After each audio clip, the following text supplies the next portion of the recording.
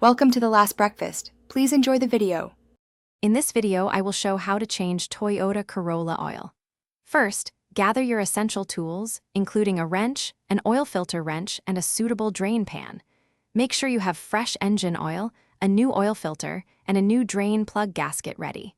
Always park your vehicle on a level surface and let the engine cool down completely before you begin. Safety first. Now it's time to get under your Corolla. Locate the oil drain plug, usually found at the bottom of the oil pan. Position your drain pan directly beneath the plug to ensure it catches all the old oil. Using your wrench, carefully loosen and remove the drain plug. Allow ample time for all the old, dirty oil to completely drain into the pan. This step is crucial. With the old oil drained, it's time to replace the filter. Use your oil filter wrench to carefully remove the old filter.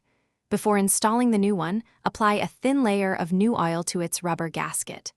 Hand tighten the new filter until snug, then give it about 3/4 of a turn more. Finally, pour the recommended amount of fresh engine oil into the fill port. Almost done, reinstall the drain plug with a fresh gasket and tighten it securely, but don't over-tighten.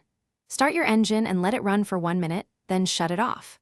Wait a few minutes for the oil to settle, then check the oil level with the dipstick.